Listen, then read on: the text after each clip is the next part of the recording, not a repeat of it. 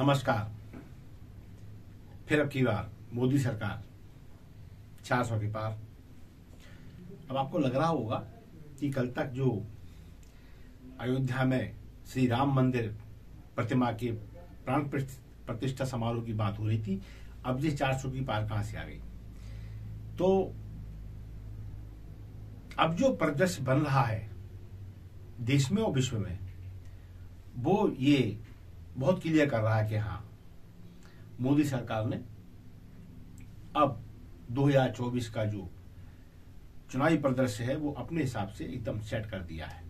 नमस्कार, मैं मोहनलाल मोदी जन सरोकार में आपका स्वागत करता हूं और आज बात करने जा रहा हूं 2024 के चुनावों को लेकर, लेकिन शुरुआत अयोध्या से। जैसा कि आप सभी जानते हैं, अयोध्या में प्राण प्रतिष्ठा हो गई और उसके बाद जो न्यूज चैनल हैं, सोशल मीडिया पर काबिज बड़ी बड़ी संस्थाएं सर्वेक्षण में जुट गई हैं और जुटी हुई थी, वो अब इस निष्कर्ष पर पहुंचने लगी हैं कि हाँ, राम मंदिर के प्राण प्रतिष्ठा समारोह ने मोदी सरकार की जो कहना चाहिए मान्यता है, उसकी पॉपुलैरिटी है, उससे इतने ऊंचे पर स्थापित कर दिया है अब कि 2024 का लोकसभा चुनाव अब भारतीय जनता पार्टी के इर्द गिर्द और खासकर नरेंद्र मोदी पर केंद्रित होता दिखाई देने लगा है। तो अब बात करते हैं ये सब चीज समझ में क्यों आ रही है।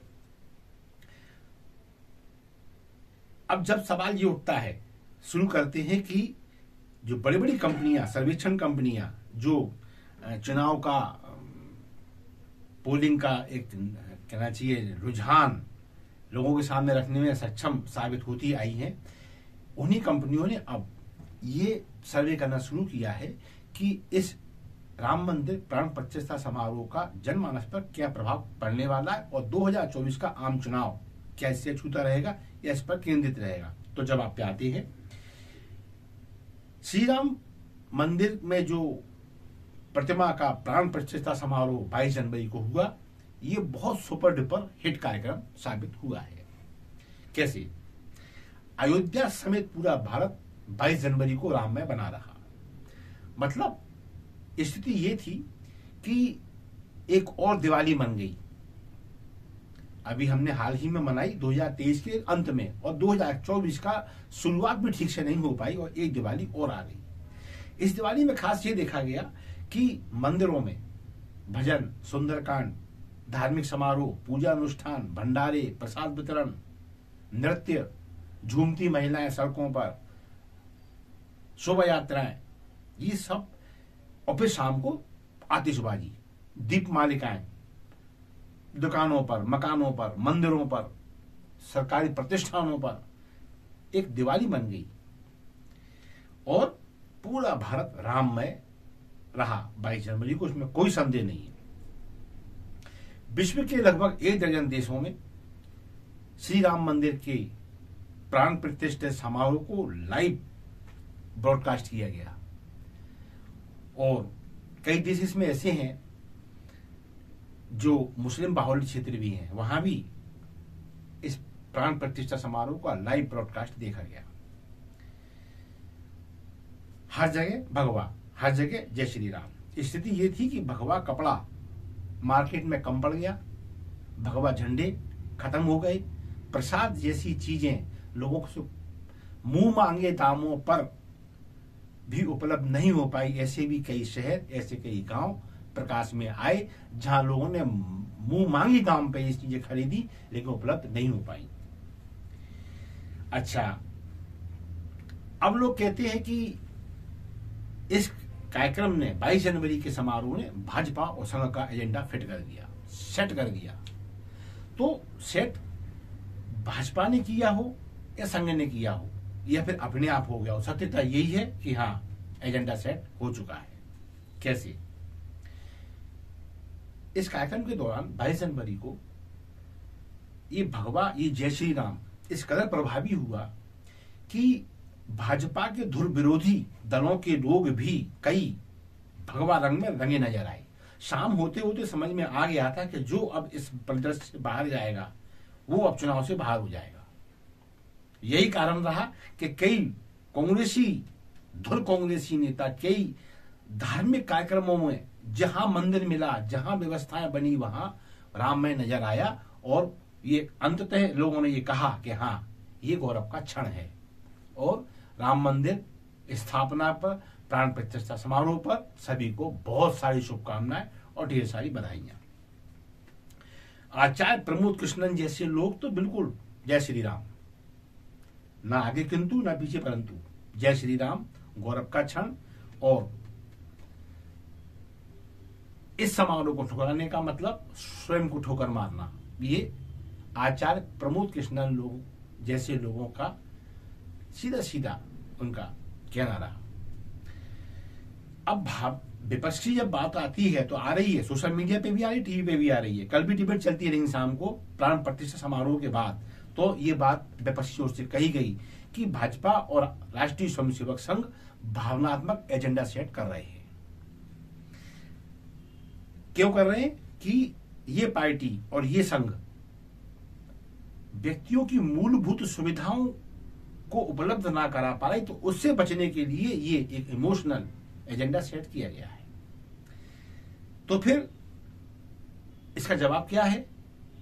भाजपा नेताओं ने क्या कहा उससे अलग हटके हम इसका जवाब तलाशते हैं कि ये एजेंडा तो सेट हो गया, लेकिन जो आरोप है कि मूलभूत आवश्यकताएं, मूलभूत जरूरतें, मूलभूत समस्याएं, इनसे बचने के लिए भाजपा ने ये प्रोपेगेंडा किया, तो इसका जवाब तलाशते हैं क्या ये प्रोपेगेंडा है, यदि नहीं है तो फिर ये क्या है। बात आती है स्वास्थ्य की, शिक्षा की और बेरोजगारी की। और ये कहा कई जो लेफ्टिस्ट हैं, वामपंथी कह लें, कांग्रेसी कह लें, अन्य विपक्षी दल कह लें, इनका ये रहा कि भाजपा बेरोजगारी से, शिक्षा से, स्वास्थ्य से, ऐसे मुद्दों से बच रही है, तो फिर उसने ये इमोशनल एजेंडा सेट किया है। तो फिर अब देखते हैं कि अयोध्या को यदि केंद्र में रखा जाए तो क्या ये मुद्दे इसमें निहित हैं इस कार्यक्रम में, और इनकी स्थिति क्या बनती है। तो अब हम चलते हैं कि वर्तमान में अयोध्या में क्या हो रहा है। ये तो हमने सबने ये प्रसारण माध्यम है, न्यूज चैनल है, उनके माध्यम से देख लिया है कि अयोध्या में अब दर्शनार्थियों की भीड़ टूट पड़ी है। इतनी टूट पड़ी है कि सुबह के समय यानी 23 जनवरी को तो वहां एक थोड़ी देर के लिए थोड़ा सा अफरा तफरी का माहौल पैदा हो गया था, थोड़ी धक्का मुक्की पैदा हुई थी, कुछ लोगों को सांस लेने में दिक्कत हुई, कुछ लोगों को घुटन महसूस हुई। ठीक है, पहला अनुभव था, लेकिन शासन, प्रशासन, पुलिस ने वहां मोर्चा संभाल के बहुत जल्दी वातावरण को सामान्य किया और अब दर्शन अनुशासित तरीके से हो रहे हैं। यानी अब जनमानस अयोध्या में उमड़ पड़ा है। लोकल ट्रांसपोर्ट में बहुत ज्यादा उछाल आया है, इतना जबरदस्त उछाल आया है कि अयोध्या और उसके आसपास ट्रांसपोर्ट के लोकल संसाधन कम पड़ गए हैं। लिहाजा जो यात्री हैं एक जगह से दूसरी जगह जाने के लिए मुंह मांगा दाम देकर ट्रांसपोर्ट सुविधाएं अपने लिए उपलब्ध करा पा रही हैं। यानी लोकल ट्रांसपोर्ट में अब लगने लगा है कि वहां के लोग अपना इसमें व्यवसायिक भविष्य तलाश सकते हैं। प्रसाद, फूलमालाएं, स्मृति चिन्ह, गिफ्ट के आइटम और रेडीमेड कपड़े, इनकी मांग बढ़ी है। इतनी मांग बढ़ी है कि वहां के व्यापारियों ने जिस आकलन के साथ माल मंगाया था वो माल अब खत्म होने लगा है। लिहाजा अब स्थानीय व्यापारी बड़े महानगरों की ओर दौड़ रहा है और प्रयास कर रहा है कि कमी होने से पहले ये सामान जल्दी से अयोध्या में उपलब्ध करा दिया जाए। यानी कि अब बाजार फल फूल रहे हैं अयोध्या की। नंबर 3, काम करने वालों की कमी पड़ने लगी है। ये 48 घंटे का है कुल मिला के लेखा जोखा है, ये जो अब स्थिति बन रही है। काम करने वालों की कमी पड़ने लगी है। जो लोग छोटे मोटे व्यवसायी अयोध्या के हैं, अब उनका ये मानस बनने लगा है, क्यों ना जो लोग हमारे बेरोजगारी के चलते पलायन कर गए थे महानगरों की ओर, उनको बुला लिया जाए और उनको अपने पारिवारिक, उनको अपने पारंपरिक धंधों में लगाकर यहाँ नए व्यवसाय खड़े किए जाएं और एक साथ कुटुंब में रहकर अपनी आवश्यकताओं की भली भांति पूर्ति हो सके। यानी अब पलायन वापसी की ओर होगा, ऐसी स्थिति अयोध्या में बन रही है। यात्रियों को ठहरने की व्यवस्थाएं कम पड़ गई हैं।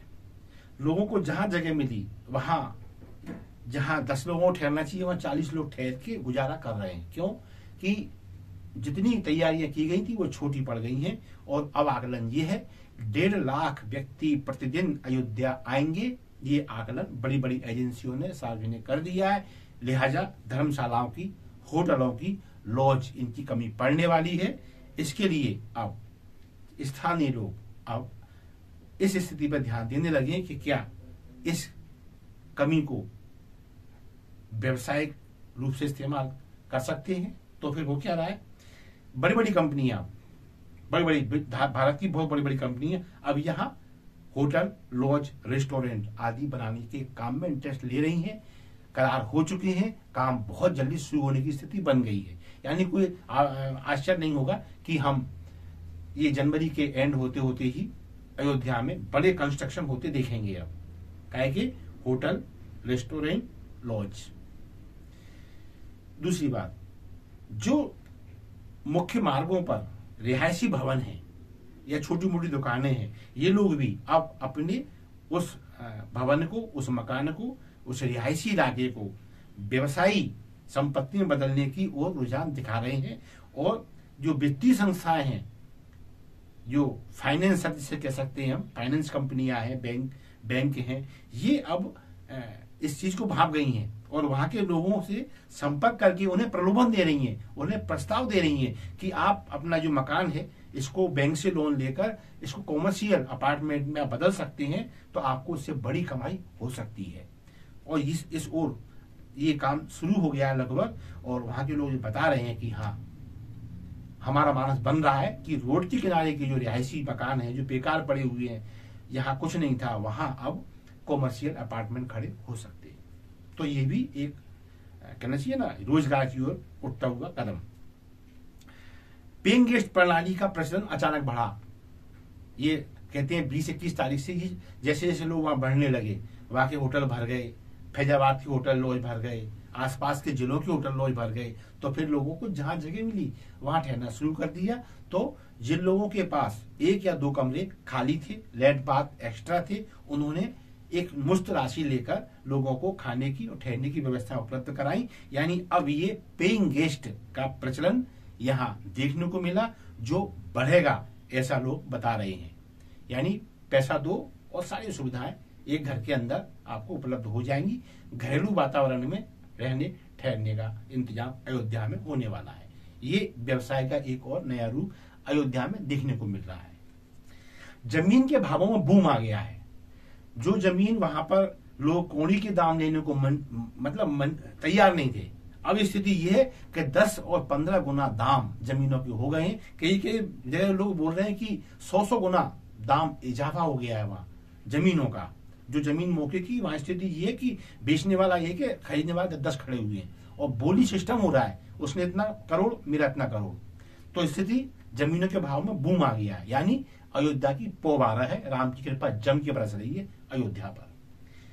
अमिताभ बच्चन के बारे में तो अब सब आ ही गया है। उन्होंने वहां इन्वेस्ट कर दिया है पैसा अयोध्या में, और वहां वो अपनी स्थायी संपत्ति बनाने जा रहे हैं। तो और उनके साथ में अब जो नाम कई क्रिकेट सेलिब्रिटी, उद्योगपति और अन्य क्षेत्रों के जो बड़े बड़े लोग हैं, वो अब अयोध्या में पैसा इन्वेस्ट करने में रुझान दिखा रहे हैं। कुछ ने पैसा इन्वेस्ट कर दिया है और निकट भविष्य में वहां कंस्ट्रक्शन देखने को मिल सकते हैं।